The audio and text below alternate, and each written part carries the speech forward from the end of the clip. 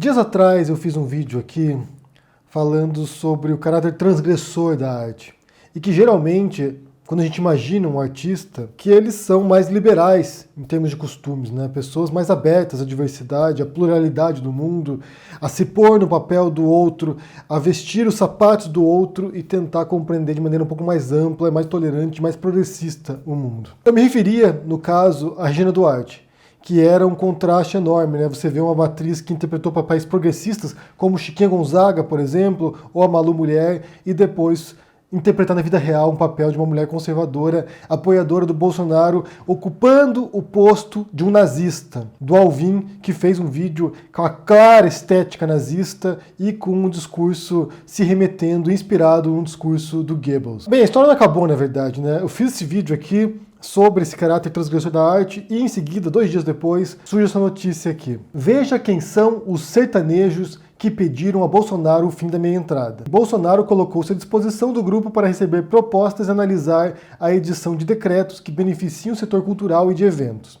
E diz a seguinte reportagem: o locutor de rodeios Cuiabano Lima, o humorista Dedé Santana, bem dos Trapalhões, e cantores como João Neto e Frederico, Henrique Juliano e Teodoro Sampaio participaram do encontro na Presidência da República. Os artistas também entregaram uma carta de apoio ao governo. Então você tem ali um grupo de cantores sertanejos que estão demonstrando publicamente seu apoio ao Bolsonaro. Eles pediram a eliminação da meia entrada para shows porque prejudica o setor, e o Bolsonaro disse o seguinte aqui: nós agradecemos esse voluntário apoio. Alguns até perderam seus contratos com as respectivas empresas e foram perseguidos, mas isso não foi em vão.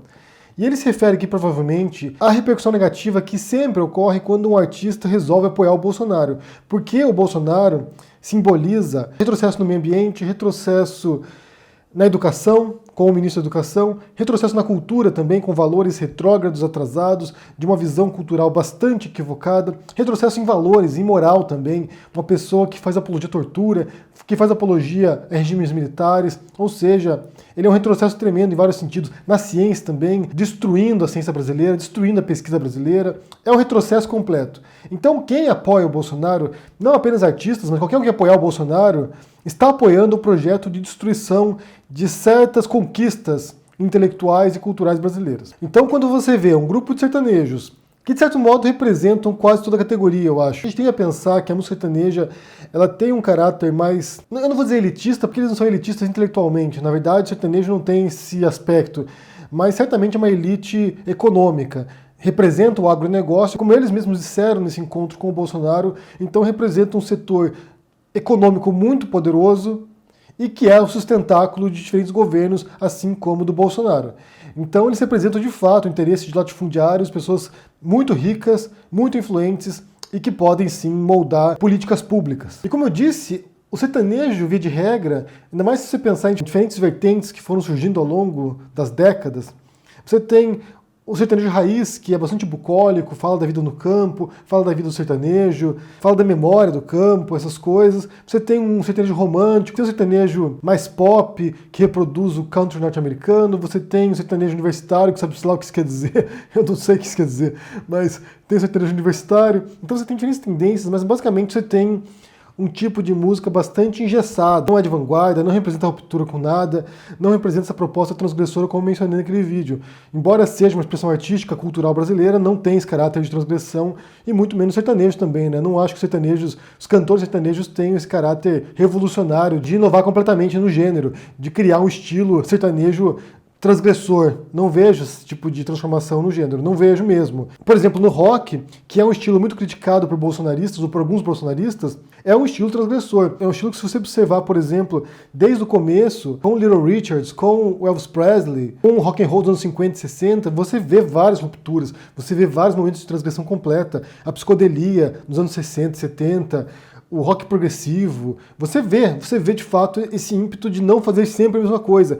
Às vezes uma mesma banda como os Beatles tem momentos de ruptura completos entre uma fase e outra. Você pega as primeiras músicas dos Beatles em 63 e você pega as últimas músicas deles em 69, é uma outra banda, são outros estilos completamente diferentes, com inovações harmônicas, inovações melódicas, inovações de estilo mesmo. E você não vê isso no sertanejo, como eu disse. O sertanejo ele tem essa questão mesmo da tradição, da moda de viola. Bem, as bandas atuais têm guitarra elétrica, tudo, mas você vê a sanfona, certos elementos que são tradicionais, históricos, e que visam preservar certos valores, certa tradição. Então, na verdade, é um gênero bastante conservador nesse princípio e não me surpreende ver sertanejos apoiando o Bolsonaro. Para acentuar isso, né, em contraposição a isso, essa elite econômica, latifundiários que apoiam o Bolsonaro, você teve uma fala da Regina Duarte antes mesmo de assumir como secretária da Cultura, porque agora ela confirmou que ela vai ser de fato. Ela disse o seguinte, segundo uma notícia do Lauro Jardim no Globo, que ela tinha uma proposta de criar uma festa para a família ao lado de cada baile funk. A primeira notícia para Regina Duarte, isso já existe, isso se chama culto evangélico. Essas festas de família na periferia, para quem não gosta de funk, são os cultos. Mas, por outro lado, os funkeiros se revoltaram com isso, acharam que foi de mau gosto tremendo, como se o funk não pudesse reunir a família também. A Anitta se pronunciou logo em seguida, ela disse o seguinte, olha, estou torcendo para que seja mentira. Se for verdade, eles precisam conhecer um baile funk para ontem. O funk faz parte da cultura do nosso país.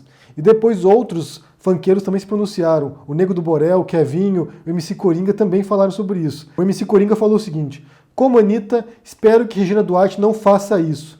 Em quase todos os fins de semana eu me apresento, por exemplo, em festas de formatura pelo Brasil inteiro. Além dos formandos, estão presentes pais, avós, tios e irmãos. Concordo que os eventos para famílias devem aumentar, mas sendo algo complementar, não para competir com o funk. Queira ou não, o funk é cultura. O MC Kevinho falou, o fato de ela ter falado isso mostra que sabe o quão grande é o nosso movimento. Em meus shows há muitas crianças, por exemplo. Hoje, nós artistas do funk sempre nos apresentamos com cantores internacionais que sabem a importância da nossa música. Funk precisa ser respeitado.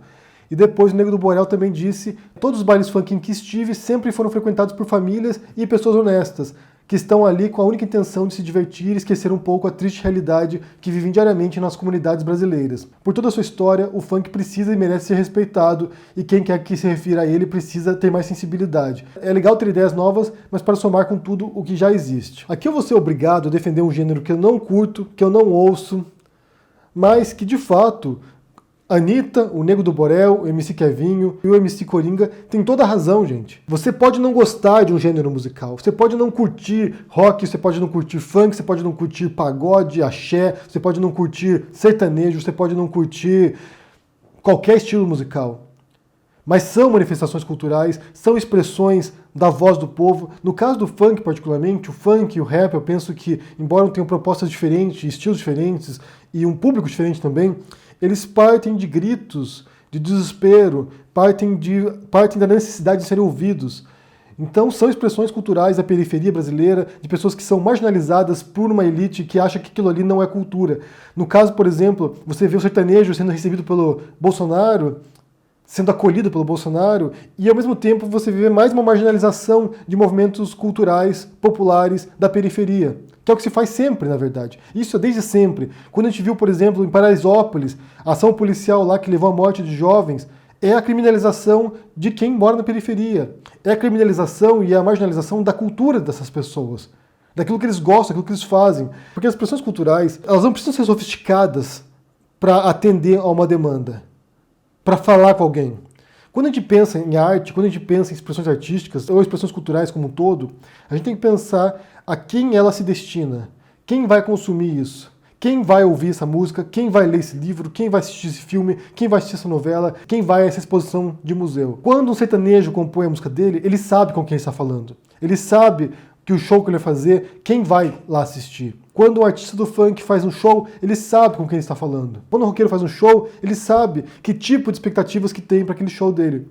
Então, se a gente não pensar nesse sentido, com quem essas expressões falam, a gente perde completamente o sentido da música ou da arte. O funk fala diretamente para uma comunidade, para um grupo que se identifica naquilo. Do mesmo modo que o sertanejo também, do mesmo modo que o rock, que o punk, que o heavy metal. Uma crítica recorrente que eu vejo, que é uma crítica totalmente elitista, na verdade, é que funk não é música. Essa é uma bobagem completa, porque o que é a música? A música é ter ritmo, ter melodia. Por exemplo, você tem compositores que fazem música com lixo. recolhem lata, recolhem vassoura do lixo. Se você assistir, por exemplo, o show Stomp, que é um grupo norte-americano que faz show no mundo inteiro, eles fazem música com lixo. Pegam lata de lixo, pegam isqueiro, pegam vassouras, pegam baldes, pegam qualquer tipo de coisa que eles conseguem transformar em som. O próprio corpo. E isso é música. Isso é música. Não precisa ser uma sinfonia para ser música. Não precisa ser um concerto de Beethoven para ser música. Então é evidente que é música. Do mesmo modo que o punk também é música. Você pode não curtir a simplicidade do punk, mas a energia que tem por trás disso acaba suprindo certa carência de sofisticação. E a proposta do punk é uma proposta de revolta. É um grupo de pessoas revoltada com o sistema, que acha que está excluída desse sistema e que, através da música, através das roupas, através do gestual, através da estética, se manifesta contra esse sistema. E é música, obviamente. A música punk é música. O rock and roll também havia essas críticas contra o rock and roll nos anos 50 e 60, de que não era música de verdade, de que degenerava as pessoas. Como você tem, por exemplo, o presidente da Funarte lá, o Mantovani, falando que leva ao satanismo, né? Os Beatles levavam ao satanismo.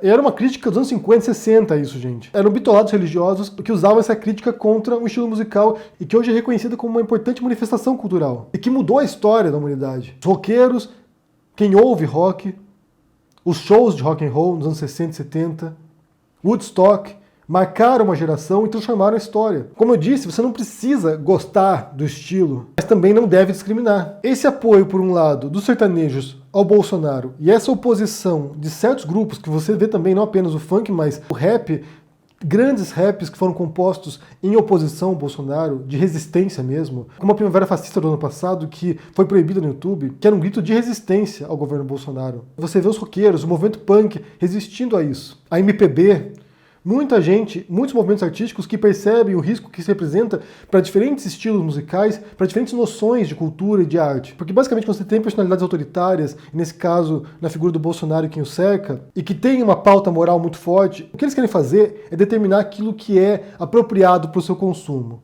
aquilo que você pode ou não ouvir, aquilo que você pode ou não assistir. Quando a Regina Duarte diz, se isso for verdade de fato, o que ela está dizendo é que tem o funk, e o funk não é música decente para a tua família ouvir. Então por isso a gente vai estabelecer agora festas para a família, na qual não vai tocar funk.